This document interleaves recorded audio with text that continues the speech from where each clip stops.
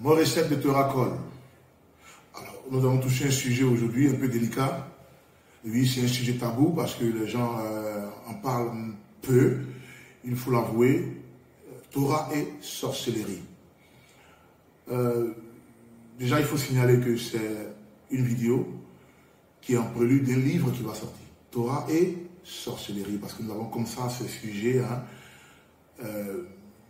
Torah et la société, Torah et le mariage, Torah et nos membres, nos enfants, Torah et le travail de l'homme, ok?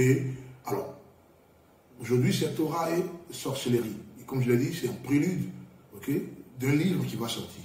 Donc je donnerai, je ne veux pas vraiment rentrer dans les détails, parce que vous allez le voir dans un livre. Donc, mais je vais quand même toucher certains points très importants. Alors, la sorcellerie voit le jour dans le livre de Genèse, Bereshit. Ok?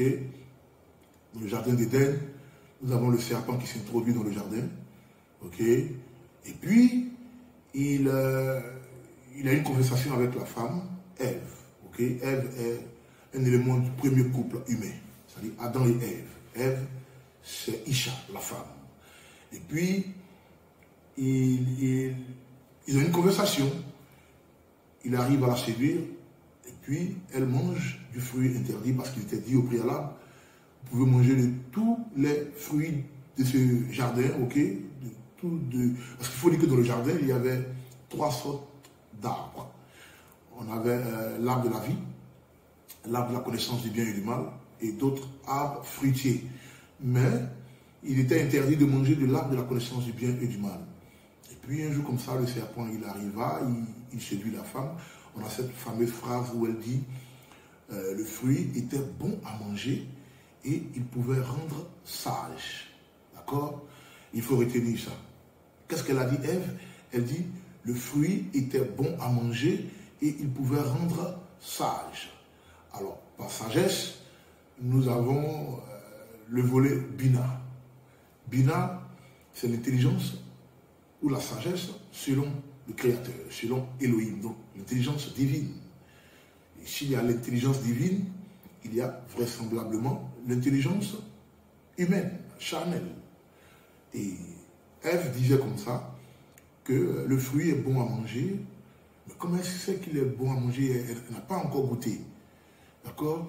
Et puis elle dit même que le fruit peut rendre sage. Alors, d'où est-ce qu'elle enlève cette révélation? Ça, c'est l'intelligence des hommes. Okay? On peut correspondre ça à quelqu'un qui est brillant, qui est fort à l'école, qui a tous ses diplômes, okay? Qui commence même par le certificat d'études primaires, après qui a le brevet et tout ça, okay? Qui a aussi le baccalauréat, qui a tous ses diplômes universitaires. On a la licence, on a le master, okay, la maîtrise, on a le PhD, le doctorat. Il y a des gens, il y a ces personnes-là qui sont très intelligentes comme ça, qui ont un cursus scolaire parfait. Et ça, c'est l'intelligence charnelle, ok, qui ont la faculté de retenir aussi rapidement par rapport à certaines personnes. Et c'est ce que Ève présenta devant le serpent. Quand elle dit ça, c'est ce qu'elle est en train de lui présenter, son intelligence charnelle. Ok? Vous allez voir plus tard que l'apôtre Paul, qu'est-ce qu'il dit? Il dit, soyez plutôt transformés par le renouvellement de l'intelligence. Donc, il faille que l'intelligence soit transformée, soit renouvelée. Ok? Et ça, c'est la Bina. La Bina, c'est l'intelligence ou la sagesse selon Elohim. Alors, j'ai vraiment voulu que vous sachiez ce paramètre-là. Il y a 2 sortes d'intelligence. Et donc, l'intelligence charnelle emmène Ève à faire chuter l'humanité. Pas qu'elle seule, parce que quand elle mange, elle donne aussi à son époux, Adam. Ok? Il mange, et puis l'humanité est dans le péché. David le dit dans le psaume 51. Qu'est-ce qu'il dit? Il dit, nous sommes nés dans le péché et nos parents nous ont conçus dans le péché. Donc, le péché d'une seule personne, ok, s'étend sur toute la terre. Même quand il y eut un déluge, ok, et puis Noé sort de la barque, de l'arche, on peut le dire, Noé et 7 autres personnes, on dit quoi? La terre fut peuplée au travers de ces 8 personnes, c'est-à-dire Noé et les 7 autres personne qui était avec lui. Mais le péché est encore là. Ok, donc il faut l'arrivée de Yeshua, ok, à Mashiach, celui qu'on appelle Jésus, hein, celui que les Romains ont surnommé Jésus, parce que Jésus, il faut le dire aussi, ne veut rien dire en hébreu. D'ailleurs, il n'y a pas d'hébreu qui s'appelle Jésus. Cependant, Yeshua, oui, parce que il y a Yeshua, c'est-à-dire il y a le radical Ya, hein, Yasha, le radical Yasha de délivrer ou sauver, hein, ou secourir Yasha. Donc Yeshua, Elohim sauve, ok? Dieu sauve. Alors, nous allons toucher aujourd'hui ce sujet très tabou, comme j'ai dit, il est en prélude d'un livre. Torah et sorcellerie. Je vais m'éterniser sur un verset, hein, qui est de l'évangile de Matthieu, hein, parce qu'on va toucher aussi la hiérarchie de Satan. Ok? Satan a une classification de démons. On va, tant soit peu, faire clin d'œil à ses œuvres. Ok? Donc les œuvres de ces démons. Donc la classification de Satan. D'autres pourront vous dire les démons et les œuvres. Moi je dis la hiérarchie de Satan, hein, c'est-à-dire ces démons et leurs activités. Il faut le dire comme ça. Et donc on va aller dans le livre de Matthieu, hein, Capernaum. Retenez cette ville, Capernaum, cette ville côtière qui est en bordure de la mer de Galilée. Ça se trouve dans le nord. Et c'est la ville où résidaient les tribus de Naphtali et de Zabulon. C'est très important. Ce que je vais dire est très important. Parce que quand nous avons le schisme, ok, 12 tribus d'Israël, dans le livre de 1 et 2 rois, vous allez voir l'histoire là-bas, où les 12 tribus s'entre-déchirent et puis il y a un schisme, c'est-à-dire une scission, une séparation. 10 tribus dans le nord et 2 tribus dans le sud. D'accord?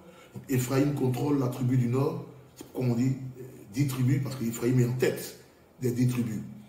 Pour connaître l'histoire, il faut aller dans 1 et 2 rois.